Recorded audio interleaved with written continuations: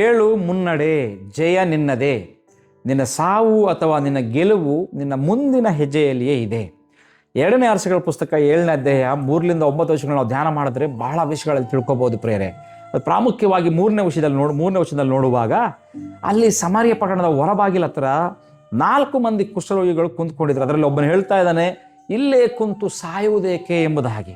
ನಾವು ಮುಂದಕ್ಕೆ ಹೋಗುವುದಾದರೆ ನಮ್ಮ ಜೀವನದಲ್ಲಿ ನೋಡ್ರಿ, ಭಯದ ಪಾರ್ಶ್ವವಾಯು ಅಂದರೆ ದ ಪ್ಯಾರಲಿಸಿಸ್ ಆಫ್ ಫಿಯರ್ ಎಂಬುದಾಗಿ ನಾವು ಗಮನಿಸ್ರಿ. ನಮ್ಮ ಜೀವನದಲ್ಲಿ ಎಂದಾದರೂ ಇಂತಹ ಪರಿಸ್ಥಿತಿ ಬಂದಿದೆಯೇ? ಒಂದು ವೇಳೆ ಬಂದಿದ್ರೆ ಇದ್ದರೆ ನಾವು ಖಂಡಿತ ಸಾವು ಅಥವಾ ಒಂದು ವೇಳೆ ಮುನ್ನಡೆಯಲು ಭಯ, ಇದೇ ಪರಿಸ್ಥಿತಿಯಲ್ಲ ನಮ್ಮ ಜೀವನದಲ್ಲಿ ಬರುವಂಥದ್ದು. ನೋಡ್ರಿ, ನಾವು ಅಲ್ಲಿ ಹಲವು ಬಾರಿ ನಿರಾಶೆ, ಸಾಲದ ಹೊರೆ, ಬಲಹೀನತೆ ಅಥವಾ ಕುಟುಂಬದ ಸಮಸ್ಯೆಗಳ ಮಧ್ಯೆ ಸಿಲುಕಿದ್ದಾಗ ಇದ್ದಲ್ಲೇ ಸುಮ್ಮನೆ ಕುಳಿತಿದ್ರೆ ಯಾವುದೋ ಒಂದು ದೇವರು ಪವಾಡ ಮಾಡಬಹುದೇನೋ, ಎಲ್ಲವೂ ಸರಿ ಹೋಗಬಹುದು ಎಂಬುದಾಗಿ ಅನೇಕ ಸಾರಿ ನಮ್ಮನ್ನು ನಾವೇ ಸಮಾಧಾನ ಮಾಡಿಕೊಳ್ಳುವುದುಂಟು. ಹೌದ್ರಾ? ಸಮಾಧಾನ ಪಡಿಸ್ಕೊಳ್ತೀವಿ ನಮ್ಮನ್ನು ನಾವೇ. ಆದರೆ ನೆನಪಿಡಿ, ದೇವರು ನಮ್ಮನ್ನು ಒಂದೇ ಸ್ಥಳದಲ್ಲಿ ಸ್ಥಗಿತಗೊಳಿಸಲಿಕ್ಕೆ, ಆತನು ಸ್ಟ್ಯಾಗ್ನೆಂಟ್ ಆಗಿ ಇಡಲಿಕ್ಕೆ ನಮ್ಮನ್ನು ಸೃಷ್ಟಿ ಮಾಡಿಲ್ಲ. ಸತ್ಯವನ್ನು ಅರ್ಥಕೊಳ್ಳಬೇಕು. ನಾನು ಅವಾಗಲೇ ಹೇಳಿದ ಪ್ರಕಾರ 2ನೇ ಅರಸುಗಳ ಪುಸ್ತಕ 7ನೇ ಅಧ್ಯಾಯ 3ನೇ ವಚನದಲ್ಲಿ ನೋಡುವಾಗ ನಾವು ಇಂತಹದೇ ಅತ್ಯಂತ ಕಠಿಣವಾದ ಪರಿಸ್ಥಿತಿಯಲ್ಲಿದ್ದ 4 ಕುಷ್ಠರೋಗಿಗಳನ್ನು ನಾವು ನೋಡ್ತಾ ಇದ್ದೇವೆ ಪ್ರಿಯರೇ. ಏನು, ಸಮಾರ್ಯ ನಗರವನ್ನು ಅರಾಮ್ಯರ ಸೈನ್ಯವು ಮುತ್ತಿಗೆ ಹಾಕಿತ್ತು. ನಗರದೊಳಗೆ ಭೀಕರ ಕ್ಷಾಮ, ಜನ ಹಸಿವಿನಿಂದ ಕಂಗಾಲಾಗಿದ್ದರು. ಈ 4 ಕುಷ್ಠರೋಗಿಗಳು ಸಮಾಜದಿಂದ ಬಹಿಷ್ಕೃತರಾಗಿ ಕಸದಂತೆ ಎಸೆಯಲ್ಪಟ್ಟು ನಗರದ ಬಾಗಿಲಲ್ಲಿ ಸಾವಿಗಾಗಿ ಅವರು ಕಾಯುವಂಥ ವ್ಯಕ್ತಿಗಳಾಗಿದ್ದರು. ಆದರೆ ಆ ಕ್ಷಣದಲ್ಲಿ ಅವರಲ್ಲಿ ಒಬ್ಬನು ಆತ್ಮದಲ್ಲಿ ಒಂದು ಕ್ರಾಂತಿಕಾರಿ ಆಲೋಚನೆ ಹುಟ್ಟಿತಂದು ನಾವು ಆವಾಗಲೇ ಹೇಳಿರೋ ಪ್ರಕಾರ. ಅವನು ತನ್ನ ಜೊತೆಗಾರರನ್ನು ನೋಡಿ ಒಂದು ಸಿಂಹ ಗರ್ಜನೆಯಂತಹ ಪ್ರಶ್ನೆ ಕೇಳ್ತಾ ಇದ್ದಾನೆ. ಏನೆಂಬುದಾಗಿ ನೋಡುವಾಗ, ನಾವು ಸಾಯುವ ತನಕ ಇಲ್ಲೇ ಕೂತಿಕೊಳ್ಳಬೇಕೋ? ಯಾಕೆ ಕೂತಿಕೊಳ್ಳಬೇಕು ಎಂಬ ಪ್ರಶ್ನೆಯನ್ನು ಅಲ್ಲಿ ಹಾಕ್ತಾ ಇದ್ದಾನೆ. ಈ ಒಂದೇ ಒಂದು ಪ್ರಶ್ನೆ ಅವರೊಳಗಿದ್ದ ಭಯವನ್ನು ಸುಟ್ಟು ಹಾಕಿತು. ಅವರನ್ನು ಇಡೀ ದೇಶವನ್ನೇ ರಕ್ಷಿಸುವ ನಾಯಕರನ್ನಾಗಿ ಮಾಡಿತು. ಪ್ರಿಯರೇ, ಇಂದು ಪರಿಶುದ್ಧಾತ್ಮನು ನಮ್ಮ ಹೃದಯದ ಬಾಗಿಲನ್ನು ತಟ್ಟಿ ಕೇಳ್ತಿರುವ ಪ್ರಶ್ನೆಯೂ ಸಹ ಇದೆ. ನಾವು ಸಾಯುವ ತನಕ ಇಲ್ಲೇ ಯಾಕೆ ಕೂತಿಕೊಳ್ಳಬೇಕೆಂಬ ಪ್ರಶ್ನೆ ಇವತ್ತು ಪರಿಶುದ್ಧಾತ್ಮ ನಮಗೂ ಇವತ್ತು ಮುಂದೆ ಇಡ್ತಾ ಇದ್ದಾನೆ. ಮೊದಲನೇ ವಿಷಯ ನಾವು ಗಮನಿಸುವಾಗ, ನಿಂತ ನೀರಾಗುವುದು ನಿಧಾನಗತಿಯ ಸಾವು. ಅಂದರೆ ಸ್ಟ್ಯಾಗ್ನೇಷನ್ ಈಸ್ ಸ್ಲೋ ಡೆತ್. ನೋಡ್ರಿ, ಈ 4 ಕುಷ್ಠರೋಗಿಗಳು ಕುಳಿತಿದ್ದ ಜಾಗ ನಗರದ ಬಾಗಿಲು. ಅದು ಒಳಗೂ ಹೋಗಲಾರದ, ಹೊರಗೂ ಹೋಗಲಾರದ ಒಂದು ಗಡಿ. ನೋಡ್ರಿ, ಅದು ಸ್ಥಗಿತಗೊಂಡ ಮನಸ್ಥಿತಿ ಎಂಬುದಾಗಿ ನಾನು ಹೇಳಲಿಕ್ಕೆ ಇಷ್ಟಪಡ್ತೇನೆ. ಸ್ಟ್ಯಾಗ್ನೆಂಟ್ ಮೈಂಡ್ಸೆಟ್ ಎಂಬುದಾಗಿ. ನೋಡ್ರಿ, ಹಲವು ಬಾರಿ ನಾವು ಕೂಡ ನಮ್ಮ ಹಳೆಯ ಪರಾಜಯಗಳು, ಕಹಿ ನೆನಪುಗಳು ಮತ್ತು ನನ್ನಿಂದ ಏನೂ ಸಾಧ್ಯವಿಲ್ಲ ಎಂಬ ಒಂದು ನಕಾರಾತ್ಮಕ ಆಲೋಚನೆಗಳ ಬಾಗಿಲಲ್ಲಿ ಕೂತ್ಬಿಡ್ತೇವೆ ನಾವು. ಹೌದ್ರಾ? ಅಲ್ಲಿ ಕುಳಿತುಕೊಳ್ಳುವುದು ನಮಗೆ ಸುಲಭವಾಗಿ ಅದು ಕಾಣುತ್ತೆ, ಅಂದರೆ ಕಂಫರ್ಟ್ ಝೋನ್ ಆಗಿಬಿಡುತ್ತೆ ನಮಗೆ.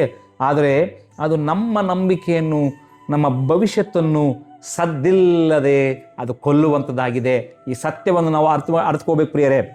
ನೋಡ್ರಿ, ಸ್ಥಗಿತಗೊಳ್ಳುವುದು ಸೈತಾನನ ತಂತ್ರ. ಸ್ಥಗಿತಗೊಳಿಸುವುದು, ಗಮನಿಸ್ರಿ, ಮುನ್ನಡೆಯುವುದು ದೇವರ ಚಿತ್ತವಾಗಿದೆ. ಸ್ಥಗಿತಗೊಳಿಸುವಂಥದ್ದು ಸೈತಾನನ ತಂತ್ರ, ಮುನ್ನಡೆಸುವಂಥದ್ದು ದೇವರ ಚಿತ್ತ. ಈ ಸತ್ಯವನ್ನು ಗ್ರಹಿಸ್ಕೋಬೇಕು. ನೀವು ನಾನು ಕುಳಿತುಕೊಂಡಿರುವಂಥ ಆ ಕತ್ತಲೆಯ ಸ್ಥಿತಿಯಲ್ಲಿ ಎಷ್ಟು ಕಣ್ಣೀರು ಹಾಕಿದರೂ ಪರಿಸ್ಥಿತಿ ಎಷ್ಟು ಮಾತ್ರಕ್ಕೂ ಬದಲಾಗುವುದಿಲ್ಲ. ಈ ಸತ್ಯವನ್ನು ಅರ್ಥಕೋಬೇಕು ಪ್ರಿಯರೇ. ನಮ್ಮ ಪವಾಡ ಆರಂಭವಾಗಬೇಕಾದರೆ ಮೊದಲು ನಾವು ಕುಳಿತಿರುವ ಆ ಭಯದ ಜಾಗಕ್ಕೆ ಸಾಕು ಎಂದು ಇಟ್ಸ್ ಎನಫ್ ಎಂಬುದಾಗಿ ನಾವು ಹೇಳುವರಾಗಿರಬೇಕು ಪ್ರಿಯರೇ. ನೋಡ್ರಿ, 2ನೇ ವಿಷಯಕ್ಕೆ ನಾವು ಹೋಗುವುದಾದರೆ, ನಿನ್ನ ಸಣ್ಣ ಹೆಜ್ಜೆ ದೇವರ ಒಂದು ಮಹಾಜಯಕ್ಕೆ ಸಂಕೇತ ಅಥವಾ ಅದು ಸಾದೃಶ್ಯವಾಗಿ ನಾವು ನೋಡಬಹುದು. ಯಾವ ರೀತಿಯಲ್ಲಿ ಎಂಬುದಾಗಿ ನಾವು ಗಮನಿಸುವಾಗ ಪ್ರಿಯರೇ, ನೋಡ್ರಿ, ಆ 4 ಕುಷ್ಠರೋಗಿಗಳು ಯೋಚಿಸಿದರು ಏನೆಂಬುದಾಗಿ. ನಗರದೊಳಗೆ ಹೋದರೆ ಹಸಿವಿನಿಂದ ಸಾಯುತ್ತೇವೆ, ಇಲ್ಲೇ ಕುಂತರೂ ಸಾಯುತ್ತೇವೆ. ಬನ್ನಿ ಶತ್ರುಗಳ ಪಾಳ್ಯಕ್ಕೆ, ಅಂದರೆ ಅರಾಮರ ಸೈನ್ಯಕ್ಕೆ, ಆ ಪಾಳ್ಯಕ್ಕೆ ಹೋಗೋಣ. ಅವರು ನಮ್ಮನ್ನು ಬದುಕೋಣ, ಕೊಂದರೆ ಸಾಯೋಣ ಎಂಬ ಒಂದು ನಿರ್ಧಾರಕ್ಕೆ ಅವರು ಬಂದ್ಬಿಟ್ಟಿದ್ದು ಪ್ರಿಯರೇ. ನಾವು ಗಮನಿಸ್ರಿ, ಅವರೇನು ದೊಡ್ಡ ಶೂರರಲ್ಲ. ಅವರಿಗೆ ಯಾವ ದೇವದೂತನ ಒಂದು ಭರವಸೆ ಅಲ್ಲಿ ಕಂಡಿಲ್ರಿ, ನಿಲ್ಲಿಲ್ಲ. ಆದರೆ ಅವರು ಧೈರ್ಯದಿಂದ ಒಂದೇ ಒಂದು ಹೆಜ್ಜೆ ಮುಂದೆ ಇಡಲು ಅವರು ತೀರ್ಮಾನ ಮಾಡಿಕೊಂಡಿದ್ರು. ನೋಡ್ರಿ, ಆಗ ನಡೆದಿದ್ದು ಸತ್ಯವೇದದ ಅತ್ಯಂತ ದೊಡ್ಡ ಪವಾಡಗಳಲ್ಲಿ ಒಂದು ಎಂಬುದಾಗಿ ನಾನು ಹೇಳಬಹುದು. 6ನೇ ವಚನದಲ್ಲಿ ಆ ಸತ್ಯವೇದ ಹೇಳುತ್ತದೆ, ಆ ಬಲಹೀನ ಕುಷ್ಠರೋಗಿಗಳ ಕಾಲು ಎಳೆಯುತ್ತಾ ಇಟ್ಟ ಆ ಸಣ್ಣ ಹೆಜ್ಜೆಯ ಸದ್ದನ್ನು ಆಗಸದ ದೇವರು ಶತ್ರುಗಳ ಕಿವಿಯಲ್ಲಿ ರಥಗಳ, ಕುದುರೆಗಳ ಮತ್ತು ಮಹಾಸೈನ್ಯದ ಗರ್ಜನೆಯನ್ನಾಗಿ ಪರಿವರ್ತಿಸಿದರೆ ಎಂಬುದಾಗಿ. ಹಲ್ಲೆಲೂಯಾ. ನಾವು ನೋಡ್ರಿ, ಗಮನಿಸುವಾಗ ಪ್ರಿಯರೇ, ಈ ಸತ್ಯವನ್ನು ನಾವು ಅರ್ಥಕೊಳ್ಳಬೇಕಾಗಿದೆ. ಆ ಭೀಕರ ಸದ್ದಿಗೆ ಹೆದರಿ ಶತ್ರುಗಳು ತಮ್ಮ ಚಿನ್ನ, ಬೆಳ್ಳಿ, ಆಹಾರ ಎಲ್ಲವನ್ನು ಆ ಅರಾಮ್ಯರ ಸೈನ್ಯವಲ್ಲಿ ಬಿಟ್ಟು ಹೋದರೆಂಬುದಾಗಿ ದೇವರ ವಾಕ್ಯದಲ್ಲಿ ನೋಡ್ತಾ ಇದ್ದಾವೆ.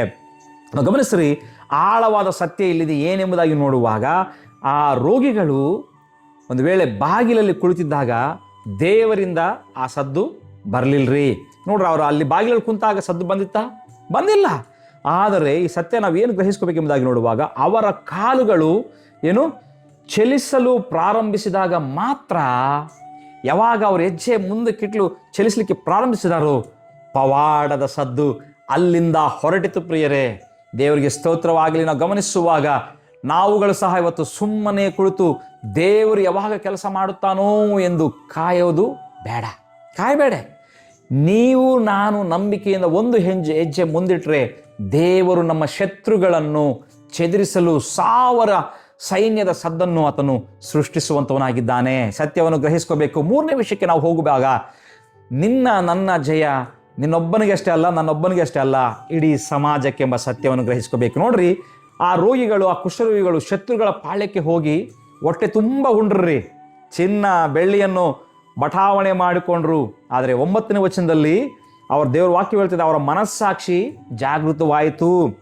ನಾವು ಮಾಡುತ್ತಿರುವುದು ಸರಿಯಲ್ಲ, ಇದು ಶುಭ ವರ್ತಮಾನದ ದಿನ, ನಾವು ಸುಮ್ಮನಿದ್ದರೆ ನಮಗೆ ಶಿಕ್ಷೆ ಬರಬಹುದು ಎಂಬುದಾಗಿ ಅವರು ಅರ್ಥಕೊಂಡು ಅವ್ರು ತಕ್ಷಣವೇ ಏನು ಮಾಡ್ತಿದ್ದಾರೆ, ನಗರಕ್ಕೆ ಓಡಿ ಹೋಗಿ ಈ ಶುಭ ವರ್ತಮಾನೆಯನ್ನು ಅಲ್ಲಿ ಸಾರ್ತಾ ಇದ್ದಾರೆ. ಪ್ರಿಯರೇ, ನೋಡ್ರಿ, ಆ 4 ಜನರ ಒಂದೇ ಒಂದು ನಿರ್ಧಾರ ಇಡೀ ದೇಶದ ಹಸಿವನ್ನು ನೀಗಿಸಿತು. ಫಸ್ಟ್ ಡಿಸಿಷನ್ ಏನು? ಅವರ ಒಂದು ಹೆಜ್ಜೆ ಮುಂದಕ್ಕಿಟ್ರು. 2ನೇ ಡಿಸಿಷನ್ ಇಲ್ಲೇನು? ನಾವು ಮಾತ್ರ ಅಲ್ಲ, ಇದು ಶುಭ ವರ್ತಮಾನ ದಿನ, ಮಿಕ್ಕಿದವರಿಗೂ ಸಮಾಜಕ್ಕೂ ಆಗಬೇಕೆಂಬುದಾಗಿ 2ನೇ ಡಿಸಿಷನ್ ತಗೊಳ್ತಿದ್ದಾರೆ. ಆ 2ನೇ ಡಿಸಿಷನ್ ಸಹ ನಿಜವಾಗ್ಲೂ ನೋಡ್ರಿ, ಇಡೀ ಸಮಾಜ, ಇಡೀ ದೇಶವೇ ಅವಳು ಬದುಕಿಸಲಿಕ್ಕೆ ಸಾಧ್ಯವಾಯಿತು. ಪ್ರಿಯರೇ, ನೋಡ್ರಿ, ಇಡೀ ದೇಶದ ಹಸಿವನ್ನಲ್ಲಿ ನೀಗಿಸಿದರೆ ಎಂಬುದಾಗಿ ದೇವರ ವಾಕ್ಯ ನೋಡ್ತಾ ಇದ್ದೇವೆ. ಇಂದು ನೀನು ನಾನು ಭಯವನ್ನು ಮೆಟ್ಟಿ ನಿಂತು ಇಡುವ ಒಂದೇ ಒಂದು ಹೆಜ್ಜೆ ನಾವು ಗಮನಿಸುವಾಗ ಪ್ರಿಯರೇ, ಒಂದೇ ಒಂದು ಹೆಜ್ಜೆ ಏನು? ಒಂದೇ ಒಂದು ಹೆಜ್ಜೆ. ನಾನು ಹೇಳ್ತಾ ಇದ್ದೇನೆ, ಮತ್ತೆ ಹೇಳ್ತಿದ್ದೇನೆ ಪ್ರಿಯರೇ, ಒಂದು ಹೆಜ್ಜೆ ನಮ್ಮ ಕುಟುಂಬದ ಬಡತನವನ್ನು, ನಮ್ಮ ಮುಂದಿನ ಪೀಳಿಗೆಯ ಭವಿಷ್ಯತ್ತನ್ನು ಮತ್ತು ನಿಮ್ಮ ಸುತ್ತಮುತ್ತಲಿರುವ, ನನ್ನ ಸುತ್ತಮುತ್ತಲಿರುವ ಅನೇಕರ ಜೀವನವನ್ನು ಅದು ಬದಲಾಯಿಸುವಂಥದ್ದಾಗಿದೆ. ಈ ಸತ್ಯವನ್ನು ಅರ್ಥಕೊಳ್ಳಬೇಕು. ನಾನು ಮತ್ತೆ ಹೇಳ್ತಿದ್ದೇನೆ, ಒಂದೇ ಒಂದು ಹೆಜ್ಜೆ, ನಾವು ಧೈರ್ಯವಾಗಿ ತೆಗೆದುಕೊಳ್ಳುವಂಥ ಒಂದೇ ಒಂದು ಹೆಜ್ಜೆ ಇಡೀ ಕುಟುಂಬದ ಬಡತನವು ಅಥವಾ ಸಮಾಜದ ಬಡತನವು, ನಮ್ಮ ಮುಂದೆ ಬರುವಂಥ ಪೀಳಿಗೆ ಜನರೇಷನ್ಸ್ ಬಡತನವು ಅದು ಬದಲಾಗುವಂಥದ್ದಾಗಿದೆ, ಅವರ ಜೀವನವೇ ಬದಲಾಗುವಂಥದ್ದಾಗಿದೆ. ಪ್ರಿಯರೇ, ಈ ಸತ್ಯವನ್ನು ಅರ್ಥಕೋಬೇಕು. ನೋಡ್ರಿ, ಲಾಸ್ಟ್ ಕೊನೆಯದಾಗಿ, ಏಳು ಈಗಲೇ ಮುನ್ನಡೆ ಎಂಬುದಾಗಿ. ಈ ಸಂದೇಶವನ್ನು ಕೇಳ್ತಿರುವಂಥ ದೇವರ ಪ್ರಿಯ ಸಹೋದರಿಯೇ, ಮಗಳೇ, ನಾನು ಹೇಳ್ತಾ ಇದ್ದೇನೆ, ನನ್ನನ್ನು ಬಂಧಿಸಿರುವ ಪರಿಸ್ಥಿತಿ ಯಾವುದು ಇವತ್ತು? ಅದು ಸಾಲದ ಭಯವೇ, ಅಥವಾ ರೋಗದ ಚಿಂತೆಯೋ, ಆಧ್ಯಾತ್ಮಿಕ ಬಲಹೀನತೆಯೇ, ಅಥವಾ ಸೈತಾನನ ತಂತ್ರವೇ, ಪರಿಶುದ್ಧಾತ್ಮನ ಯಾವುದೇ ಆಗಿರಲಿ, ಈ ಕ್ಷಣದಲ್ಲಿಯೇ ನನ್ನೊಂದಿಗೆ ಮಾತನಾಡ್ತಿರುವಂಥ ಮಾತು, ಸಾಯುವ ತನಕ ಅಲ್ಲೇ ಕುಂತು ಕೊಳ್ತೀಯಾ ಅಥವಾ ಮುಂದಕ್ಕೆ ಹೋಗ್ತೀಯಾ? ಸಾಕಿನ ಹೇಳು ಎಂಬುದಾಗಿ ಆತನೇ ಹೇಳ್ತಾ ಇದ್ದಾನೆ. ನಮಗೆ ಮುಂದಿನ ಇಡೀ ದಾರಿ ಕಾಣಬೇಕಾಗಿಲ್ಲ. We doesn't know, doesn't require our destination. ನಮಗೇನು ಮುಂದಿನ ಗಮ್ಯ ಏನು ಅವಶ್ಯಕತೆ ಇಲ್ಲ. ಪ್ರಿಯರೇ, ನಾವು ಗಮನಿಸ್ರಿ, ನೋಡ್ರಿ, ನಮಗೆ ಏನಾಗುತ್ತೆ ಎಂಬುದಾಗಿ ಪರಿಪೂರ್ಣವಾದ ದಾರಿ ಕಾಣಬೇಕಾಗಿಲ್ಲ. ದೇವರಿಗಾಗಿ ಕೇವಲ ಒಂದೇ ಒಂದು ಹೆಜ್ಜೆ ಮುಂದಿಡಿ. ಶತ್ರುಗಳು ಹೆದರಿ ಓಡಿ ಹೋಗುವ ದಿನ ಇದಾಗಿದೆ. ನನ್ನ ಪಾವಡ ನಮ್ಮ ಹೆಜ್ಜೆಯಲ್ಲಿಯೇ ಇದೆ. ಪ್ರಿಯರೇ, ಸತ್ಯವನ್ನು ಗ್ರಹಿಸ್ಕೊಳ್ರಿ. ಹಾಗಾದರೆ ಹೇಳೋಣ, ದೇವರಿಗೆ ಪ್ರಾರ್ಥನೆ ಮಾಡೋಣ. ದೇವರೇ, ಪರಮ ತಂದೆಯೇ, ದೇವರೇ, ನಮ್ಮನ್ನು ಭಯ ಮತ್ತು ನಿರಾಶೆಯಲ್ಲಿ ಈ ಬಂಧಿಸಲ್ಪಟ್ಟಿರುವಂಥ ಪ್ರತಿಯೊಂದು ಸೈತಾನನ ಶೃಂಖೇಶಲೆಯನ್ನು ಯೇಸುವಿನ ನಾಮದಲ್ಲಿ ಮುರಿದಾಕ್ತೇನೆ ಎಂಬುದಾಗಿ ನಾವು ಹೇಳೋಣವಾ? ಇವತ್ತು ಧೈರ್ಯದಿಂದ ಮುಂದಕ್ಕೆ ಹೋಗೋಣವಾ? ಇನ್ನು ಮುಂದೆ ನಾನು ಸೋಲಿನಲ್ಲಿ ಕುಳಿತುಕೊಳ್ಳುವುದಿಲ್ಲಪ್ಪ, ನೀನು ಹೇಳಿದಾಗಿಯೇ ನಿನ್ನ ವಾಕ್ಯದ ಮೇಲೆ ಭರವಸೆ ಬಿಟ್ಟು ನಿನ್ನ ವಾಕ್ಯವನ್ನು ಆಧಾರ ಮಾಡಿಕೊಂಡು ಧೈರ್ಯದಿಂದ ಮುನ್ನಡಿತೇನೆ ಎಂಬುದಾಗಿ ಹೇಳೋಣವಾ? ನಮ್ಮ ಬಲಹೀನ ಹೆಜ್ಜೆಗಳನ್ನು ನನ್ನ ಪರಾಕ್ರಮದ ಶಕ್ತಿಯಿಂದ ನನ್ನನ್ನು ಬಲಪಡಿಸಿ ಎಂಬುದಾಗಿ ಹೇಳೋಣವಾ ಪ್ರಿಯರೇ? ಶತ್ರುಗಳ ಪಾಳ್ಯವನ್ನು ಚದುರಿಸಿ ನಮಗೆ ಮಹಾಜಯವನ್ನು ದಯಪಾಲಿಸಿ ಎಂಬುದಾಗಿ ಆತನನ್ನು ಕೇಳಿಕೊಳ್ಳೋಣ. ಆತನ ಎಲ್ಲ ವಿಷಯಗಳನ್ನು ಯೇಸುವಿನ ಶಕ್ತಿಯುತ ನಾಮದಲ್ಲಿ ನಾವು ಕೇಳಿದುಕೊಳ್ಳುವುದಾದರೆ ಖಂಡಿತವಾಗಿಯೂ ಅದನ್ನು ನಾವು ಪಡೆದುಕೊಳ್ಳುವರಾಗಿದ್ದೇವೆ. ಅವರ ಯಾವ ರೀತಿಯಲ್ಲಿ 4 ಮಂದಿ ಕುಷ್ಠರೋಗಿಗಳು ಇಡೀ ದೇಶದ ಹಸಿವಿನ ನೀಗಿಸಿದಾರೋ, ಓಲ್ಡಿ ಕಂಪ್ಲೀಟ್ ಚೇಂಜ್, ಅವರ ಜೀವನವು ಬದಲಾಯಿತು, ಅಲ್ಲಿ ದೇಶದ ಪರಿಸ್ಥಿತಿಯು ಬದಲಾಯಿತು. ನಾವು ಒಂದು ಹೆಜ್ಜೆ ಇಟ್ಟರೆ ಇವತ್ತು ನಮ್ಮ ಕುಟುಂಬ, ನಮ್ಮ ಮುಂದೆ ಬರುವಂಥ ಪೀಳಿಗೆ, ನಮ್ಮ ಸಮಾಜ, ನಮ್ಮ ಸಭೆ, ನಮ್ಮ ದೇಶವು ಬದಲಾಗುವಂಥದ್ದಾಗಿದೆ. ನಿನ್ನ ಒಂದು ಹೆಜ್ಜೆಯಿಂದ ಗುರುತಿಡಿ, ನೆನಪಿಡಿ, ಒಂದು ಹೆಜ್ಜೆ ದೇವರು ಸಹಾಯ ಮಾಡುವಂಥದ್ದಾಗಿದೆ. ದೇವರು ನಮ್ಮನ್ನು ಆಶೀರ್ವಾದ ಮಾಡಲಿ. ಆಮೇನ್.